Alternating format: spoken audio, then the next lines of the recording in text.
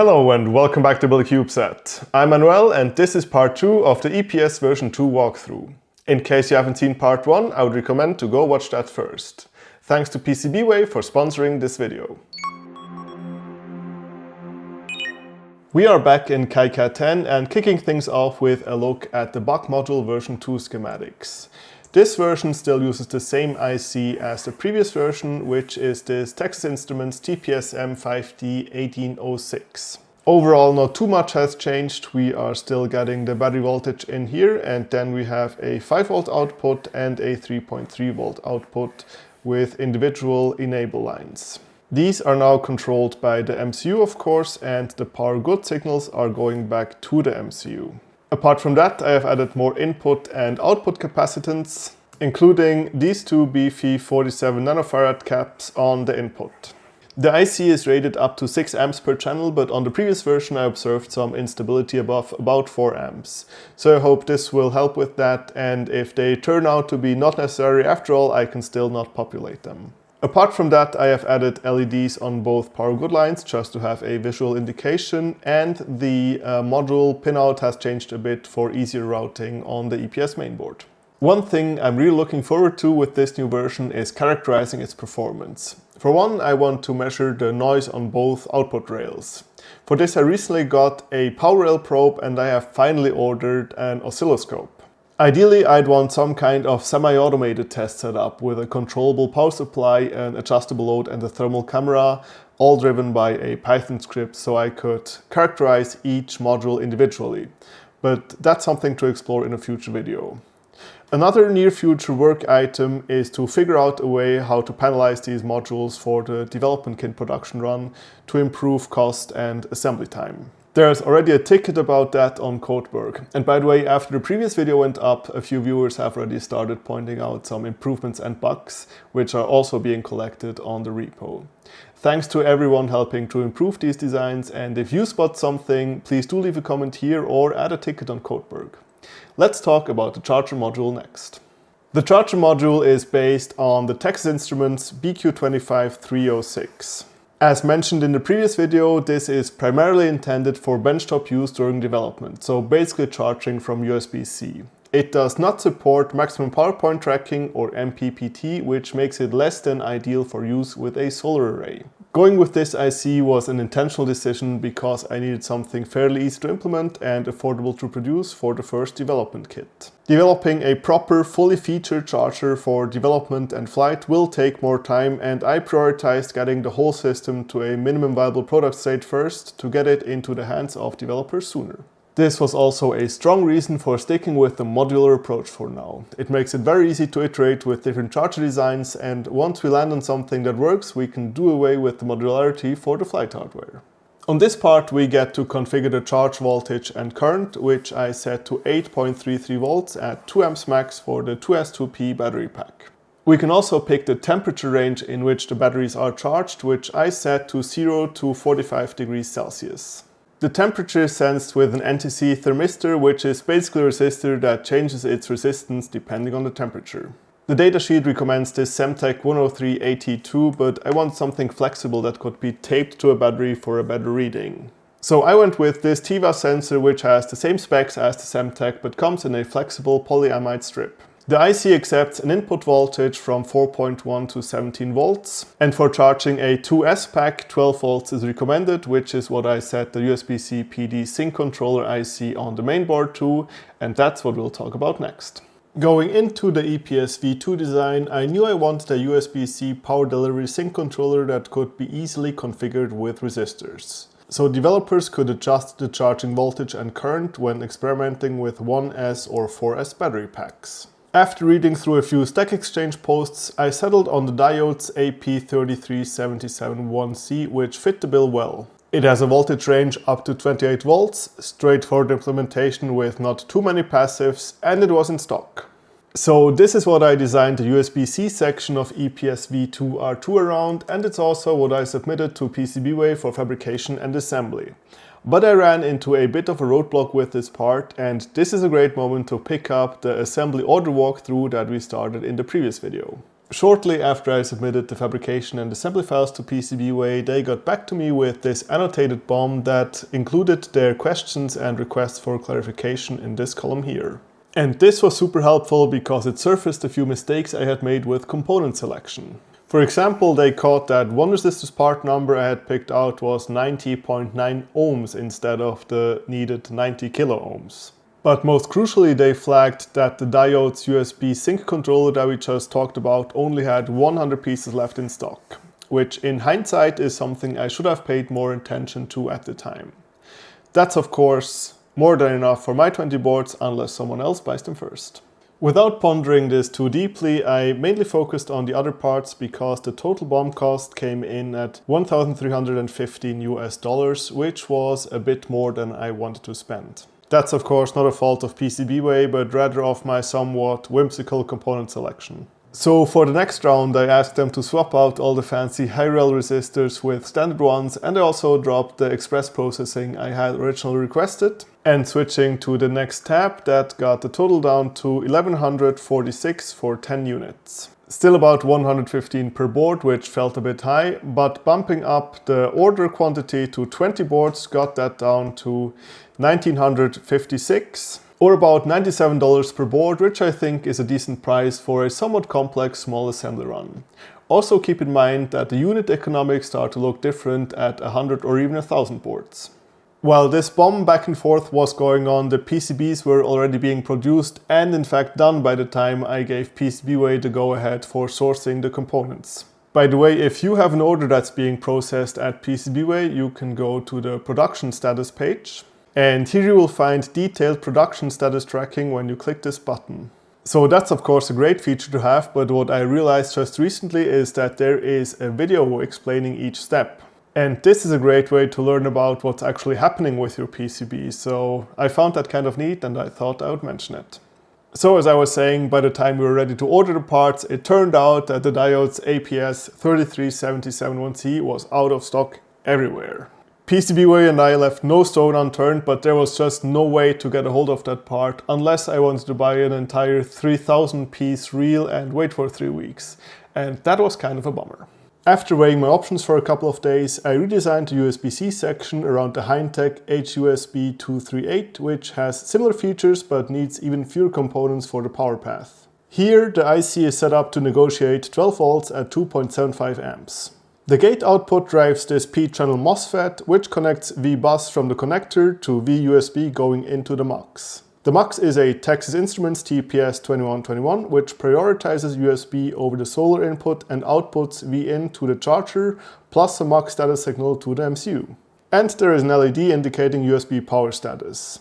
As with all LEDs on this board, if you want to minimize power consumption, just remove the current limiting resistor. Let's look at the charger landing pad for a moment. V-in passes through a Kelvin sense shunt resistor before going into the charger. The shunt is connected to a Texas Instruments INA219 I2C current sensor, which lets us measure current coming into the system. I also added a solder jumper to connect V-in directly to the BAT net. That's useful if you want to run the system without a battery pack, since the buck can handle a 12 volt input just fine. And as you can see over here on the voltage regulator landing pad, there's also an INA219 on each of the 5 volt and 3.3 volt outputs, which lets us measure current going into the back bus. Looking back, the redesign was clearly the right call, but it did sting a little because it cost me 2 extra days and about $180 for the new PCBs. I think situations like this one are just part of electronics production. In the bigger picture, the shipping date for mainboard V2 got pushed back by maybe a few days, so no big deal at all. I would like to thank PCBWay for helping me navigate this and for their continued support of the project. And if nothing else, this ordeal at least taught me to double check the availability of critical components before placing an order. On that note, if you find me sharing these experiences informative and would like to support the project, a membership on YouTube or Patreon would mean a lot. Links are in the description. And if you would like to give PCBWay a try for your own PCB fabrication and assembly needs, there is a referral link for $5 off in the description as well. A quick side note here. After swapping out the PD section, I made a new release of the mainboard. That respin became V2R3, which is what is being assembled now. As you can see here on the Codeberg release page, each release includes a bunch of artifacts. Gerber, drill and centroid files, schematics as a PDF, the BOM as CSV and HTML, a 3D render and the 3D model. A while back I found I was spending a decent amount of time generating all of these, so I made a script to automate it.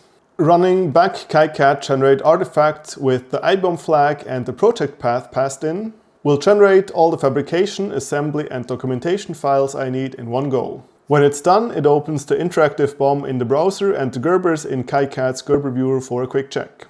I wasn't aware of KiCad's built-in CubeSat feature when I made this, which would probably cover most of the same ground, but I've been really happy with the script nonetheless. I haven't made this public yet, but if there's interest, I'd be happy to do so and make a short video about it. Please let me know in the comments. Let's now talk about a very recent change to the battery pack and load switch sheet, which will flow into revision 4 of the board.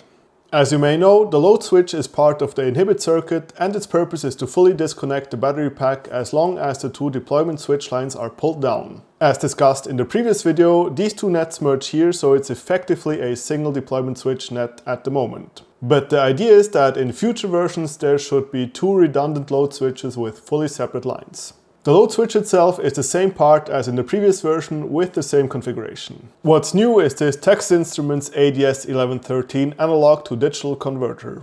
The load switch's sense pin is connected to input 0 and the battery voltage is connected to input 1 after going through a voltage divider with a 0.15 ratio. The sense pin either outputs the temperature of the load switch or its output current, depending on whether the MCU pulls the cell pin high or low. Now when choosing the ADS1113, for some reason I thought its two inputs could be either used as one differential input or two single-ended ones, but turns out that's not the case. This seems like a great moment to introduce you to a gentleman from Brazil with the lovely name of Luis Guilherme Martinho Sampaio, or Guy for short, which is also his handle on the Discord. After the last flight software video in February, Guy got in touch and asked if by any chance I wanted some help with flight software development, and I basically said, "Dear God, yes please, here, take the lead." And since then he has pretty much single-handedly started writing a comprehensive and portable flight software architecture based on Zephyr for the microcontroller nodes and on F' for the CM5. And just to be clear, this absolutely blows my mind. We're going to do a 3-part video series about this, but if you want to check it out right now, you can head over onto the Codeberg repo. The reason I'm bringing this up now though is, among the countless things Guy has contributed to the project, he also noticed that the ADS1113 does not in fact have two single-ended inputs as they are always measured as differential pair. And with that, back to the board. What this means in practice is that in this setup, one input voltage gets subtracted from the other, which makes no sense. Luckily, the fix is simple. The ADS1115 is pin compatible and has 4 inputs and an internal multiplexer, so each can be used in single-ended mode. This is an easy fix for revision 4 of the hardware and also on the firmware side, since Zephyr supports the ADS1115 natively. Guy has already gone ahead and implemented the fix. For the sample boards, I have asked PCBWay to not place U202 and I'll solder in an ADS1115 manually. I have also opened a ticket for the bug and linked it in the release on Codeberg. So a pretty clean outcome for this mistake, all things considered. Let's dig into the LDO sheet next. The low dropout regulator section on this board basically has 3 functions. First, its output serves as a system-wide enable signal. So as long as the RBF line is low, the LDO is off and the system won't boot, even if the deployment switches are released. Second, it powers the EPS board itself. And third, it supplies auxiliary power to other boards in the system via backbus for boards that are allowed to draw from this rail. An example for this would be a backup radio board that needs to stay on even when the system is in an off nominal state and the main power rails are down. Hopping over to the schematic, as you can see here, I have switched to a different LDO. This ST LDO40L comes in at about $1, which is a lot more reasonable than the previous LT3045 at around $5, and that part was a bit overkill anyways. Since the LDO may run quite hot, there's also a TI TMP1075 temperature sensor that I placed very close so its exposed pad could get an accurate sense of the LDO's temperature. There's also an undervoltage lockout, which I implemented with the TI-TPS3842A010. Its purpose is to pull the LDO enable line low if the battery voltage drops below a set threshold. This specific part has a 10% hysteresis, which means that we get a window around the set point configured by this voltage divider. As configured here, the UVLO will cut power if the battery voltage drops below 7 volts and will turn the system back on once the voltage climbs back above 7.7 volts. There are also two capacitors that set a delay on both transitions, and I used 1 microfarad on each, which gives us a fairly long time. The battery voltage needs to be below 7 volts for more than about 2.86 seconds before the UVLO kicks in, and similarly needs to be above 7.7 volts for 2.86 seconds before the system turns back on. And this is intentional because I don't want the system to bounce in and out of reset during an eclipse transition where the pack might hover near the threshold. Whether this makes sense in practice remains to be seen, but if not, these cap and resistor values are relatively easy to change. And as always, all of this is documented in the README, where I have listed every configurable aspect of the EPS mainboard. What's missing here is a current sensor on the LDO, but this may be a worthwhile addition for version 3. Of course, I'll want to test and validate every aspect of the EPS mainboard and modules before going into a first production run for the development kit, and that's exactly what this 20-piece order from PCBWay is for. As I mentioned in the USB-C segment, the PD IC switch caused a few days of delay, but these boards should be here within a week or two. My plan was to assemble the modules myself, but it turns out that I'm a bit swamped with work right now. Luckily, after the last EPS video, a viewer named John from Portugal reached out and asked if I needed any help with PCB assembly, which I gladly accepted. So I sent him the module PCB, stencils and components, and he will assemble them for me and send them back. Thanks a lot to John for helping me with this. Maybe also a quick word on cost. Because this is a very small run of 20 boards, unit prices are relatively high. I'll put up a table here breaking down the cost of the mainboard and the modules. I'm sure there is room to optimize with smarter component choices, but the unit economics just get a lot better at higher volumes. So ordering 20 boards is a very different thing from ordering 100 or 1000 boards. So I really want to make an effort to keep the development kit prices in a reasonable range, and the one thing I can adjust is my margin. So in the beginning I'll probably have a very small margin until I can gauge the interest and demand a bit better and gain confidence in ordering larger quantities, which will improve the unit economics and make the whole endeavor more sustainable financially. But honestly, for a small prototype run, I think we're in a reasonable ballpark already.